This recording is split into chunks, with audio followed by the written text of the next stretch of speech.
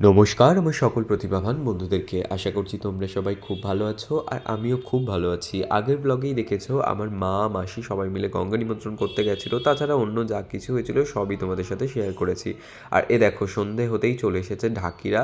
আর আমার মাসি এখানে সিদেটা গুছিয়ে নিয়েছে, কারণ আমরা যাচ্ছি মাকে বাড়িতে আনার জন্য। আর দিদি, মেসো, বোন আর আমিও রেডি হয়ে গেছিলাম যাওয়ার জন্য। জামাইবাবুও গেছিলো আর এখানে ঢাকিরাও রেডি হয়ে নিচ্ছে ঢাকটাকে নিয়ে যাওয়ার জন্য। ঢাক বাজিয়ে আমরা মাকে নিতে চলেও এসেছি সেই পটুর বাড়িতে, যে পটু মাকে বানিয়েছেন। আর এখানে আমার ছোটো মাসি হাতে সিদেটা তুলে দিচ্ছে পটুকে, দিয়ে এবার মাকে আমাদের নিজেদের ঘরে নিয়ে যাওয়ার পালা। তারপরেই পুজো শুরু হবে। আর দেখো এটা হচ্ছে আমার একটা বান্ধবী, ওর নাম হচ্ছে সোনিয়া। আমরা যেখানে ঠাকুর আনতে এসেছিলাম তার পাশেই ওর বাড়ি। তো যার জন্য আমি ওকে বললাম যে একবার বেরো, তাহলে দেখা হয়ে যাবে, নইলে আলাদাভাবে দেখা করতে আসা সম্ভব হবে না, পুজোর কাজে ব্যস্ত থাকবো। আর এই যে মাকে নিয়ে আমরা বাড়িতে চলেই এসেছি প্রায়। আর তারপরেই মাকে বরণ করে নেব, কারণ একটু পরেই লোকজন আসতে শুরু করবে। তার আগে মাকে বরণ করে মায়ের পিঁড়িতে বসাতে হবে। আর এখানে আমার মায়েরও ভোগ রান্না করা পুরো কমপ্লিট হয়ে গেছে। আর তারপরে মা, মাসি আর মাসিদের যে প্রতিবেশী কাকিমা, আগের ব্লগেই দেখেছো তোমরা, আর আমার মাসি, সেজোজা আর দিদি সবাই মিলে মাকে এখানে বরণ করে নিচ্ছে। একটা জিনিস দেখলাম, কালী পুজো কিন্তু সত্যিই মেয়ের বিয়ের মতো। একটা বিয়ে বাড়িতে যে যে নিয়মপালাগুলো হয় সেই প্রতিটা নিয়মই কিন্তু মাকে বরণ করা থেকে শুরু করে জল সইতে যাওয়া সব নিয়মই প্রায় একই। আর দেখো সন্ধে হতেই আমার মেজো মাসি চলে এসেছে পুরো মুখটুক ঢেকে ঠান্ডা বলে।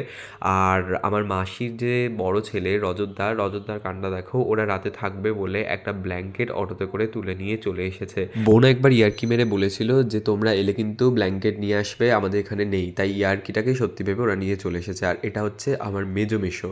আর এই যে আমাদের ঠাকুর মশাই দাদাও চলে এসেছে। দাদাকে তো তোমরা দেখেইছো, আমাদের বাড়ির মা সন্তোষী মায়ের উদযাপনের দিনকে এই দাদাই পুজো করেছিল, সেই দাদাই এখানে পুজো করতে এসেছে।